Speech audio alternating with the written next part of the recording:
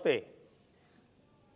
Jaipur dialogues की sideline से मैं हूं संजय दीक्षित और आज हम एक बार यहाँ जयपुर डायलॉग्स में भौतिक रूप में दीन की दावत के लिए दो महानुभावों के साथ बैठे हुए हैं और हम स्वागत कर रहे हैं तुफैल चतुर्वेदी जी का और नीरज अत्री जी का। और आज का जो मौजू है वो बहुत ही, जिसको हम कह सकते हैं कि संवेदनशील है, नाजुक है। और तुफैल जी से मैं दरियाफ़्त करूँगा कि तुफैल जी, ये क्या अज़ाब आया है कि मदरसों के ऊपर एक तरह का सरकार ने बिल्कुल युद्ध छेड़ दिया है। अब ये जो जंग छेड़ी गई है मदरसों से, तो इससे दीन और दौला पर क्या फ़र्क पड़ रहा है, ये थोड़ा सा आप इसके ऊपर रोशनी डाल सकते हैं क्या? धन्यवाद कि इतने गंभीर विषय पर आपने मुझे बात करने के लिए कहा। अब मेरी मजबूरी है कि मुझे सच बोलना पड़ेगा और तकल्लुफ़ इस बात का है कि मेरे सामने मेरे छोटे मौजूद हैं। अदब लिहाज पास होना चाहिए, ज़रूरी है, फ़र्ज़ है, मगर अब दीन का मामला है तो इसमें बड़ा छोटा कुछ नहीं होता। दीन में किसी भी तरह का लिहाज नहीं होता और दीन में किसी तरह का तकल्लुफ़ नहीं होता, दीन में अक़ल का इस्तेमाल भी नहीं होता। ये सब किताब में लिखा हुआ है, इसलिए आप बेफ़िक्र हो के जैसा कहना चाहें वैसा कहें। मदरसा, मुझे नहीं लगता कि गवर्नमेंट मदरसों को छू पाएगी, इसलिए कि वो कुछ वक्ती तौर पे बातें आएंगी, मगर मदरसों को छेड़ने के लिए जो एक कलेजे की ज़रूरत है, जो दिलेरी की ज़रूरत है, उसका मुझे अभाव दिखता है। बहरहाल मदरसा क्या है, इस पर थोड़ी सी बात मैं करना चाहूँगा। मदरसे भारत में बाबर लेकर आया, और बाबर केवल मदरसा नहीं लेकर आया, दो चीज़ लाया था। एक मदरसा लाया था, एक बाबरी को लाया था। बाबरी 14 साल का लड़का था। बाबरनामा में इसका जिक्र है कि उसके इश्क में दीवाना था और बावलों की तरह वो, उसने खुद लिखा है कि मैं उसको देखकर ऐसा दीवाना हो गया कि मैं जंगलों में भाग गया और उसकी शक्ल के बगैर मुझे चैन नहीं पड़ता था। अब आप कहेंगे कि इसका ताल्लुक़ मदरसे से क्या है? मदरसे की बड़ी बुनियाद देवबंद से पड़ी है। मौलाना रशीद अहमद गंगोही और मौलाना कासिम ननौतवी ने इसकी बुनियाद डाली। ये तीन लोग थे। अरवाउस सलासा इनकी किताब है, इसमें इसका जिक्र है। मौलाना रशीद अहमद गंगोही उस्ताद थे, मौलाना कासिम ननौतवी शागिर्द थे, मगर इसके अलावा भी कोई रिश्ता है इनका, क्योंकि इस किताब में दर्ज है कि ये शौहर और बीवी भी थे। मदरसे की बुनियाद इन चीज़ों पर चलती है और ये लगातार चलने वाले सिलसिले हैं तकरीबन, मतलब। और ये मामला यहाँ से उठा कि पाकिस्तान में एक उस्ताद ने अपने शागिर्द के साथ, जो छोटा सा था, 13 या 14 साल का लड़का, उसके साथ बदफेली की और हंगामा मचा। और फिर पाकिस्तान में मीडिया में बहुत कुछ आया कि मदरसों में ये हो रहा है, मदरसों में वो हो रहा है। तो एक साहब अरवाउस सलासा किताब को निकाल लाए और उन्होंने कहा ये तो ट्रेडिशन है हमारी, ये सिलेबस का हिस्सा है, कोर्स का हिस्सा है।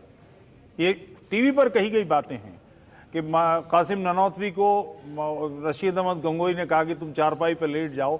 वो लेट गए तो उनके सीने पर हाथ रख दिया और उनसे कहा मेरी तरफ हो जाओ। उन्होंने कहा उस्ताद लोग क्या कहेंगे? बोले क्या फ़र्क पड़ता है, इश्क है। इस किस्म की बातें मदरसों में भरी पड़ी हैं। मदरसों का जो निसाब है जिसमें ये सारी चीज़ें पढ़ाई जाती हैं, और मैं आपसे निवेदन करूँगा इसके लिए एक बहुत अच्छी किताब अरुण शौरी साहब की है, फतवाज, वर्ड ऑफ फतवाज। हिंदी में भी इसका तर्जुमा है, उर्दू में मिलती है, और ये किताबें बिल्कुल बाज़ार में मिलती हैं। किसी भी उर्दू की किताब पर जाकर आप फतवे देख सकते हैं, और जिल्दबंद हैं और 10, 20, 50, 1000 फतवे हैं। उनमें ये सारी चीज़ें हैं, कोर्स में पढ़ाई जाती हैं कि आप दीन का एक बड़ा हिस्सा हदीसें हैं और हदीसों का बड़ा हिस्सा सेक्सुअलिटी पर मबनी है कि जानवरों के साथ आप क्या कर सकते हैं, गाय के साथ और भैंस के साथ और बकरी के साथ और फलाने के साथ और किसी लड़के के साथ और उसके साथ और इसके साथ, और किस किस तरह से पाकी हो सी। जैसे ये हदीस है कि किसी चीज़ पर पाखाना लग जाए तो उसको ज़बान से चाट लिया है तो वो पाक हो जाती है। आप तसव्वुर कर सकते हैं, ये कोर्स का हिस्सा है मदरसे में, ये निसाब में पढ़ाया जाता है। तो इन चीज़ों को अगर आप हिलाएंगे तो दीन की तो चूल्हे हिल ही जाएंगी। मगर मुझे नहीं लगता कि इस दीन की इस बेहूदगी से और ये गंदगी से टकराने की ताब गवर्नमेंट में है, क्योंकि इसके लिए जो एक आपको बुनियादी बात पर बात करनी पड़ती है कि ये जो ईमान लाने वाला मिजाज है कि हम जो आप कहेंगे हम मानेंगे, इसकी जगह आपको अक्ल का इस्तेमाल करना पड़ता है, जो बेसिकली दीन में वर्जित है। आप बुद्धि का इस्तेमाल नहीं कर सकते, आप सवाल नहीं पूछ सकते। इनकार करना, किसी बात को मना करना, किसी बात से असहमति व्यक्त करना अपनी खुद मुख्तारी का, अपने व्यक्तित्व का, अपने आत्मसम्मान का ऐलान है। इस ऐलान को बुरी तरह से क्रश किया गया है सदैव से, गुलामों की तरह मानसिकता के आका के गुलाम। ये बात आका के गुलाम माफुट, ये कोई मतलब नहीं, मगर ये इसी से दुनिया में आज़ाद सोच की, जिंदगी की बेहतरी की, सबके बराबरी की शुरुआत हुई है, जिसके खिलाफ ये पूरा पूरा सिस्टम है। आपने दूसरा सवाल दौला का कहा, ये राजनीति है, दौला का अर्थ है राजनीति। दीन यानी जो व्यक्तिगत जीवन में, और उसको व्यवहार में लाना यानी शक्ति की बात करना। इस्लाम में जो कुछ है वो या तो ये चीज़ है, या फिर आपके अंदर दबदबे का, आतंक स्थापित करने का, वर्चस्व स्थापित करने की एक मानसिकता है, और उसको लगातार करते रहने का। कठिनाई क्या है कि इसके विरोध, ये जिस जिनको चोट पहुंचाती है, जख्म पहुंचाती है, जिन जिनको इसके कारण से कष्ट पहुंचता है, वो लोग इसको इग्नोर करते हैं, स्वीकार करने से मना करते हैं। वो दीन वाले कभी झूठ नहीं बोलते, नगाड़े बजाकर चलने वाले लोग हैं वो, बिल्कुल स्पष्ट। मगर यहां पर गांधी जैसे लोग, विनोबा जैसे लोग और वगैरह, बल्कि अभी हमारे प्रधानमंत्री ने कहा है कि इस्लाम के आतंक का इलाज सूफी मत है। भाई साहब, सूफी मत पढ़ा है, जानते हो क्या है सूफी मत? पता नहीं कहां से लोग ऐसी ऐसी बातें निकाल लाते हैं। वो उनकी जो किताबें हैं, 5, 7, 10 किताबें एक हाथ में रखी जा सकती हैं, इतनी कम हैं, और वो अपनी बातों से कभी झूठ नहीं बोलते, कभी ये नहीं कहते कि इससे गलत, क्योंकि उनके पास एक जीवन दर्शन है, वो गलत है सच है, ये आप तय करने वाले कोई नहीं है, वो तय करते हैं। कठिनाई ये है कि उसके कारण से प्रभावित हम हो रहे हैं, हम उस पर सवाल ही नहीं उठाएंगे तो दूसरा तो दबोचता ही आएगा, उसको लगता है कि वो बिल्कुल ठीक चल रहा है। सवाल उठाना, इनसे बात करना, दीन के, दौला के, इन सारे बातों में इनकी बुनियादों पर झांकना, क्या क्या ठीक है क्या गलत है, क्योंकि सृष्टि में, सभ्य समाज में जो आधार है वो ये कि हमारे सबके अधिकार समान हैं। आप और मैं बराबर हैं, मैं दास हूं, आप बादशाह, तो मेरे अधिकार आपसे कम नहीं हो सकते। स्त्री पुरुषों के अधिकार समान हैं, आप उसे नाक़िसुल अक्ल नहीं बता सकते, उसकी 2 औरतों की गवाही एक आदमी के बराबर ये सब नहीं कर सकते। तो इन सारी बातों के विरोध में तो खड़ा होना ही पड़ेगा, अन्यथा ये बात समझने जैसी है कि कुछ समय पहले, 2000 साल पहले जो दर्शन आया ईसाइयत, उसकी मान्यता है कि आदमी की पसली से औरत बनी है, उसके अंदर आत्मा नहीं है, उसको वोट का अधिकार ही नहीं दिया गया। तो इस किस्म की बेसिर पैर की बातें कैसे चलाई जा सकती हैं? आवाज तो उठानी पड़ेगी, और सोशल मीडिया ने एक अच्छा माध्यम हमें दे दिया है कि हम दूर तक अपनी बात फैला पा रहे हैं। लगातार चोट करते रहिए। क्या अच्छा शेर है, बस एक इस्तिंजा, सर की इस्तिंजा, डबल चट्टान पे सर मारिए, सर से धार निकलेगी खून की, मगर चट्टान में 2-4 बार के बाद दरार आ जाएगी। यह निश्चित रूप से असभ्यता की, अभद्रता की, अनुचित बातों की जो चट्टान है, उससे टकराना पड़ेगा। आज नहीं कल टकराना पड़ेगा, अन्यथा हमारे भविष्य का क्या होगा? हम कौन सी दुनिया अपने बच्चों के लिए छोड़ के जाएंगे? हमारे पोते पोतियों का, हमारी बहू का, इन सब का जीवन कैसे चलने वाला है? तो इससे टकराना तो पड़ेगा, ये अनिवार्य कार्य है। इससे दीन चोट में आए अवश्य आना चाहिए, दौला चोट में आए अवश्य आना चाहिए, मूल पुस्तक चोट में आए निश्चित रूप से आनी चाहिए। इन सारी बातों को कसा जाना चाहिए। जी, दौला की बात करें तो अभी जो मदरसों का सर्वे हुआ नीरज जी, तो इस मदरसों के सर्वे में बड़ी आपत्तिजनक बातें कही गई सरकार की ओर से, और इन्होंने कहा कि इन सबको जो है वो गणित पढ़ाना पड़ेगा, विज्ञान पढ़ाना पड़ेगा, और जिस तरह की बातें लिखी हुई हैं। अब आप बताइए, हमारे आला हज़रत साहब ने इतनी मेहनत करके 3 जिल्द की किताब लिखी और उसमें ये प्रूव किया कि ये ज़मीन साकिन है और सूरज जो है ज़मीन के चारों ओर चक्कर लगाता है, ज़मीन स्थिर है। और इतनी साइंटिफिक बातों को अब ये कह रहे हैं कि साहब की यहाँ पर साइंस पढ़ाइए और ये कहिए कि ज़मीन साकिन नहीं है बल्कि ज़मीन चक्कर लगाती है चारों तरफ सूरज के। अब आप बताइए, अगर ऐसी बातें पढ़ाई जाने लगेंगी मदरसों में तो फिर दीन और दौला का क्या होगा? बिस्मिल्लाहिर्रहमानिर्रहीम, रहमतुल्लाह बरकताहू।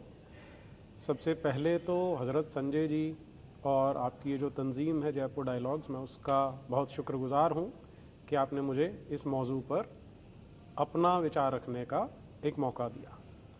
अभी मेरे बड़े भाई तुफैल जी जो बातें कह रहे थे उनसे मैं कुछ जगह पर इत्तेफाक नहीं रखता हूँ, क्योंकि जो हमारे ये मदारिस हैं इनके ऊपर जो सरकार आजकल तरह तरह के बयानात दे रही है वो सीधा सीधा हमारे दीन के मामले में दखल दे रही है। हमारे जो असदुद्दीन ओवैसी साहब हैं उन्होंने बताया कि जो मदरसे हैं ये हमारे किले हैं, हमारे किलों का काम करते हैं वो, क्योंकि यहाँ पर हमारे जो फ़ौजी हैं, हमारे लश्कर तैयार होते हैं। और उससे भी बड़ा एक काम जो वहाँ होता है कि जब बच्चे आते हैं छोटे छोटे तो उनके साथ हमारे मौलाना मौलवी कुछ ऐसे काम अंजाम देते हैं जिनके बारे में तुफैल जी ने इशारों में बताया था। तो उसका थोड़ा सा मुझे ये बताना पड़ेगा कि इसका उल्लेख हमारी पाक किताब में भी मिलता है। अब देखिए होता क्या है इसमें कि हम वो कौम है जो इस दुनिया से ज़्यादा दूसरी दुनिया के बारे में विचार करती है। हम ज़िंदगी से उतना प्यार नहीं करते जितना मौत से प्यार करते हैं, क्योंकि असल ज़िंदगी तो मौत के बाद है जो अल्लाह ताला ने हमें बख्शी है। और जब हम शहीद होकर वहाँ अल्लाह ताला के पास पहुँचते हैं तो वहाँ पर हमें केवल 72 हूरें नहीं मिलती जो 132 फीट लंबी हैं, उनके अलावा वहाँ पर हमें छोटे छोटे लड़के भी मिलते हैं जो कभी भी बूढ़े नहीं होंगे, कभी भी बड़े नहीं होंगे, जो हसीन तरीन है, मानो एहतियात से रखे हुए मोती हों। ये हमारी कुरान पाक में लिखा है। तो उसका तजुर्बा आप कैसे करेंगे? मरने के बाद वहाँ जाएंगे तो जो ना तजुर्बेकार हैं उनको तो समस्या आ सकती है। इसलिए उसका तजुर्बा ये जो हमारे मदारिस हैं वहाँ पर हमारे मौलानाओं को करने को मिलता है।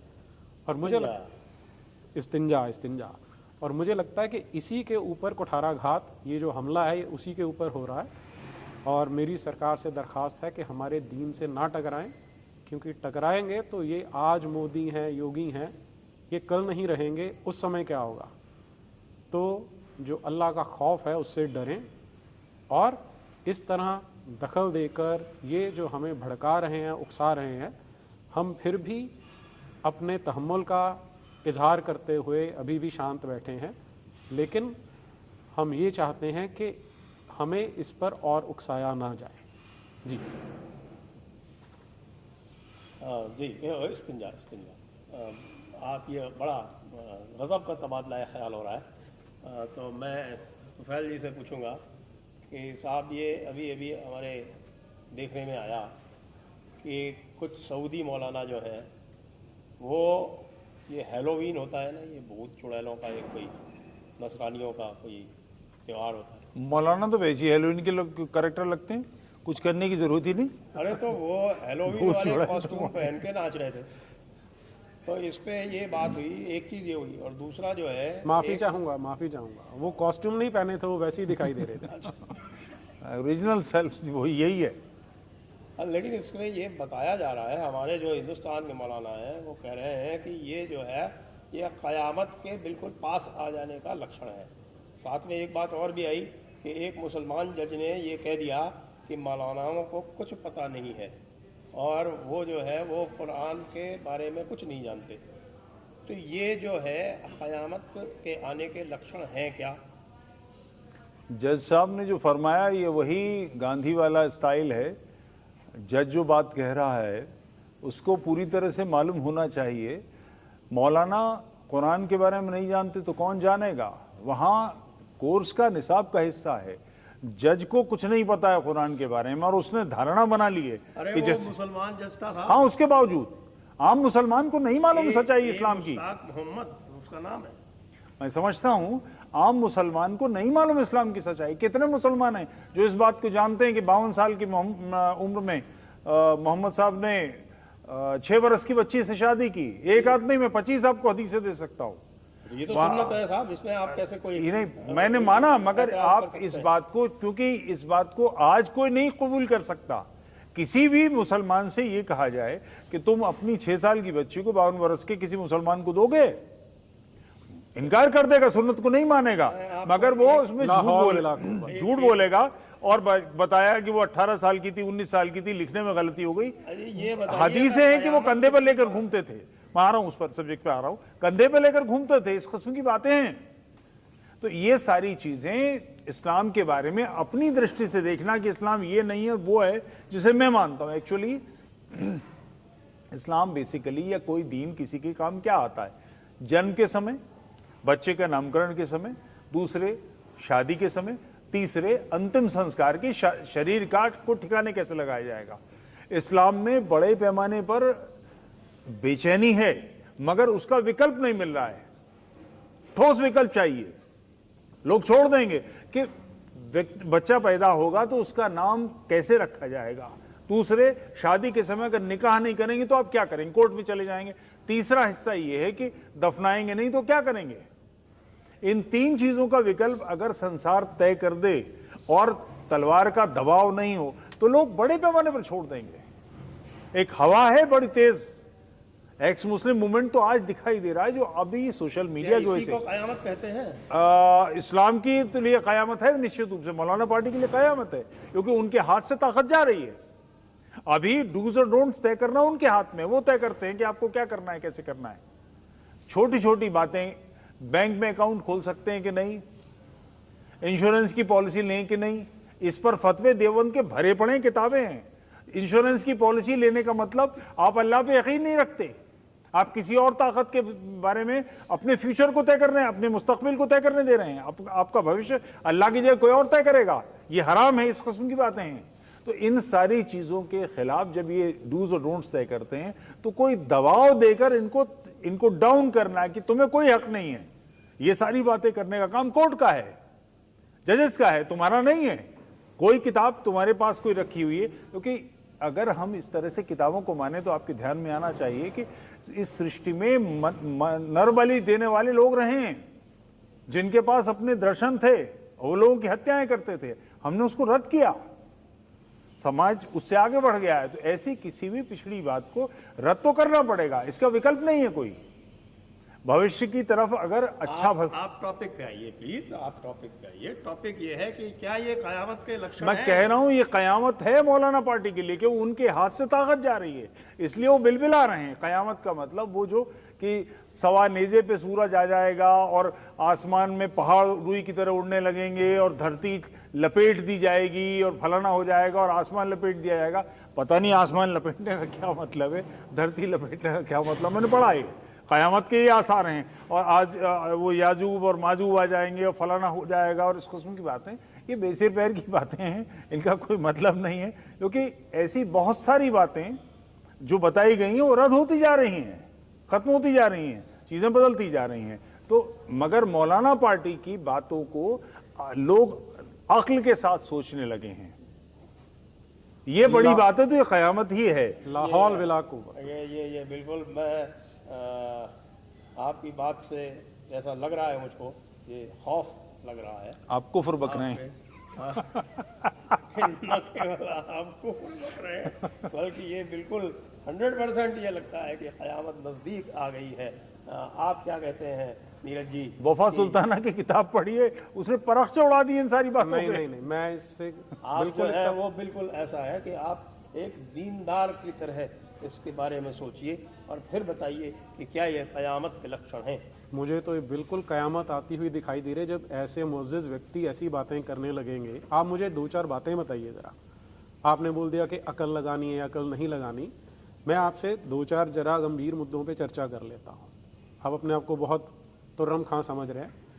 अगर एक 15-16 साल का लड़का है हमारा, वो किसी बकरी के साथ कुछ उल्टा सुल्टा कर देता है, अब उसके मन में सवाल उठता है कि इस बकरी का गोश्त मेरे लिए हलाल है कि हराम है, तो कैसे डिसाइड करेगा? बताइए। आपका संविधान बताएगा क्या उसको? उस समय उसे मौलाना मुफ्ती के पास जाना पड़ेगा कि नहीं जाना पड़ेगा? ये तो फतवा में लिखा हुआ है। मैं इस बात को मैं बता दूंगा। बताइए बताइए, आप बताइए। मैं इस बात को इस तरह से देखता हूं, एक आम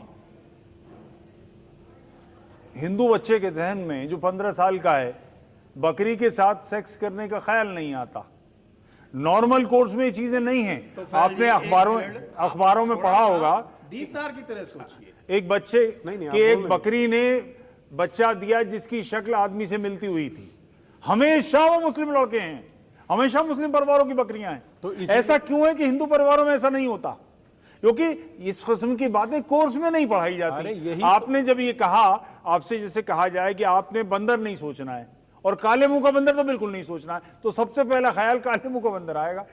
ये बेहूदगी आप पढ़ाएंगे कोर्स में, निसाब में पढ़ाया जाता है, कल क्लासेस हैं इसकी, उस्ताद तफरी ले लेके पढ़ाते हैं इसको, रस ले लेके, और शागिर्द पूछते हैं, तो जाहिर है जहन में आपने कूड़ा भर दिया। एक खास उम्र में हार्मोन्स काम करते हैं, मैं समझ सकता हूं, सेक्सुअलिटी एक नॉर्मल चीज है, हमारे माता पिता ने सेक्स किया, उसके परिणाम से पैदा हुए हैं, बिल्कुल नेचुरल चीज है, मगर उसको एबनॉर्मल ढंग से सोचना, उसके बारे में बात करना, डूज डोंट्स के नाम पर ये सब करना, उसका नतीजा है कि पूरा समाज ये है। ये यूं ही नहीं है कि चाइल्ड पोर्नोग्राफी में सबसे बड़ा नाम, एनिमल पोर्नोग्राफी में सबसे बड़ा नाम पाकिस्तान का है। तो उससे लोगों को रिजक मिलता है ना, इतने सारे लोगों को। आप क्यों ये लोगों सारी चीजें गंदगी को, बेहूदगी को, आप इसे गंदगी मत मानिए, तीन कैसा मान लीजिए। आप थोड़ा मेरे सवालों का जवाब दीजिए। नहीं, एक मिनट रुकिए जरा। आप लोगों के पेट पर लात मार रहे हैं, आप इस इंडस्ट्री से कितने लोग मैं साहब पेट पे लात नहीं मार रहा हूं, पिछवाड़े पे लात मार रहा हूं मैं। लाहौल बिला कुव्वत, क्या बात। आप मेरे एक सवाल का जवाब दे दीजिए। ये फतावा आलमगीरी में साफ साफ लिखा हुआ है कि अगर लावतात किया जाएगा तो इमाम उसको कत्ल कर देगा, लेकिन अगर तहीमिया किया जाएगा तो उसको बख्श देगा। आप इन दोनों अरबी अल्फाज का तर्जुमा बताइए पहले तो। हाँ, ये इसी तरह से ये क्या उल्टी होता पुल्टी है? बातें करके मुझे लगता है इस्लाम के नूर को दबा रहे हैं। लावतात का मतलब वही होता है जो मदरसों में होता है, और तहीमिया का होमोसेक्सुअलिटी की बात कर रहे हैं। और तहीमिया का मतलब होता है बेचारे, यानी कि चौपाए। ये आप कल्पना कर सकते हैं, जैसे आप इसको मनुस्मृति सृष्टि का पहला संविधान देखिए, है, ये आप जो है ये काफिरों की किताबों का यहाँ पर किसी भी तरह का कोई तुलना के लिए तो करना पड़ेगा साहब, नहीं करना मवादना पड़ेगा। कैसे होगा? वो जहिलियत की किताब है, हम इस्लाम के नूर की मैंने बात कर मान रहे हैं। लिया, नूर की किताब और जहालियत की मान ली। देखिए, अगर कोर्स में ये हमारे आइन में, हमारे कानून में ये है कि चोरी करने पर ये सजा है, तो इससे ये पता लगता है कि चोरी सामान्य चीज थी या होती थी, तभी तो होगी। हमारा जो मनुस्मृति का संविधान है उसमें इस किस्म की बातें क्यों नहीं है? क्योंकि ये सारी चीजें कॉमन नहीं थी, सामान्य नहीं थी।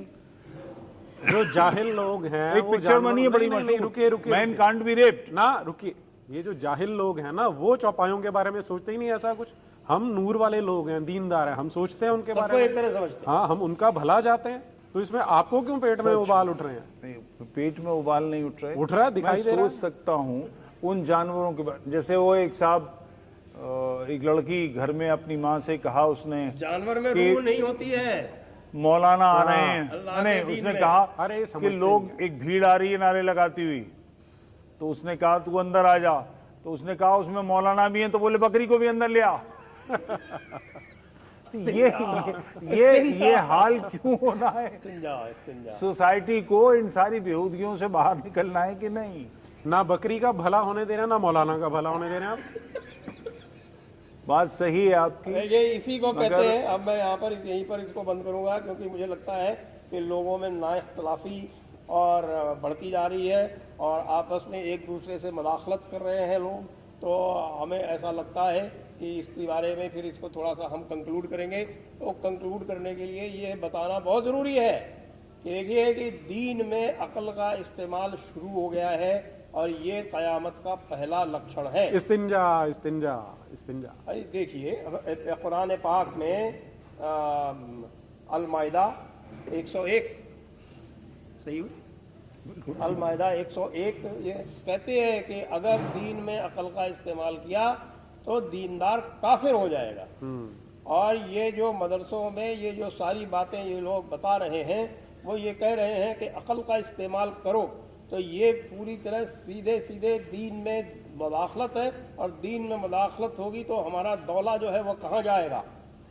ये बात जो है ये बिल्कुल आपको इस पर तबादला ख्याल करना चाहिए कि दीन और दौला जो है वो ख़तरे में है, और इसके दीन और दौला के बारे में जो ख़तरे जो हैं वो दिख रहे हैं सामने, उसको लेकर पूरी तरह से इस सरकार की हमें मुख्तलिफ तरीक़ों से हमें इसकी मुखालफत करनी चाहिए। और इसी के साथ हम इस्तिंजा करते हैं।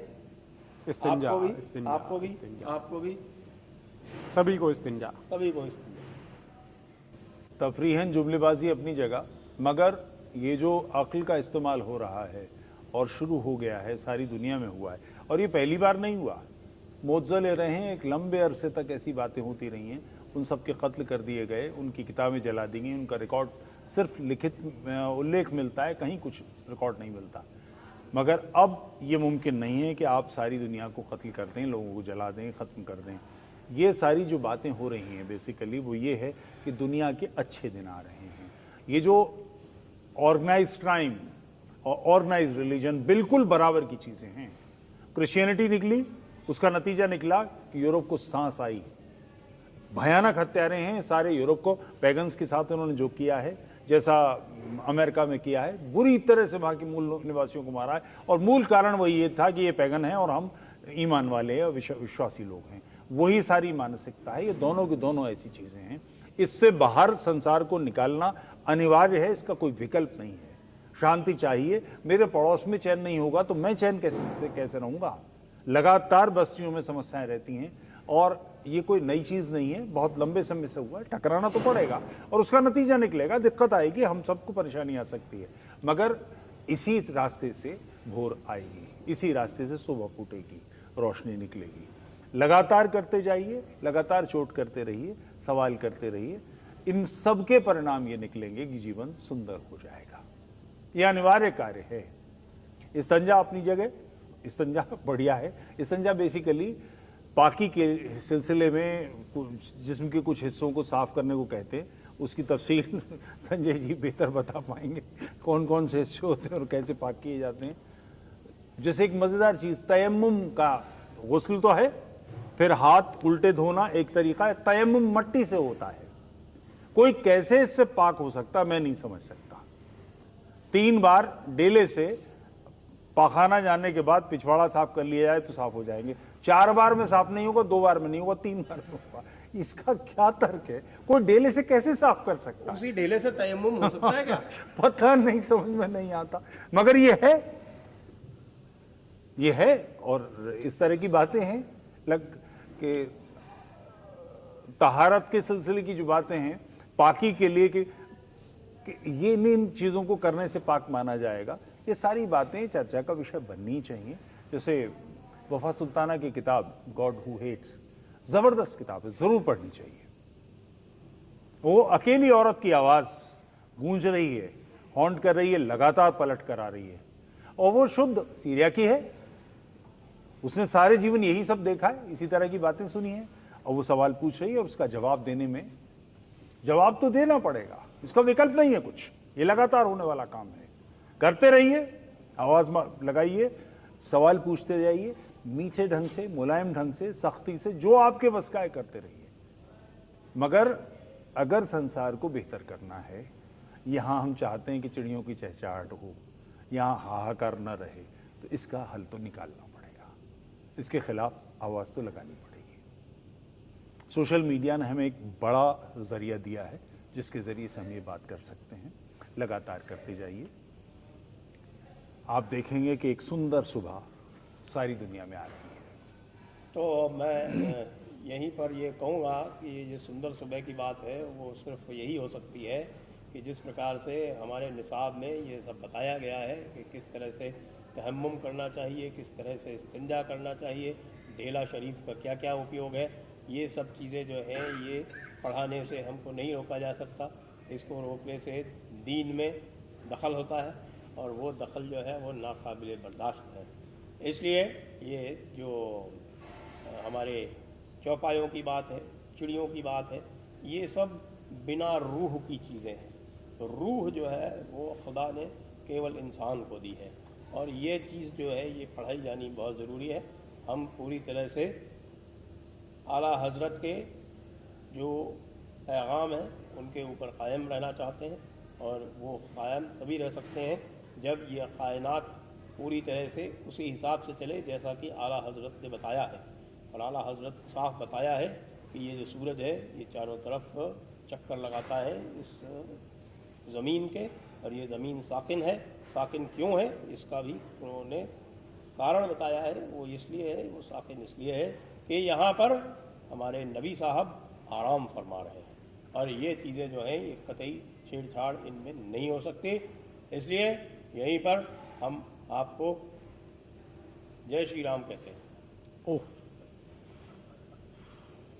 अल्लाहु अकबर।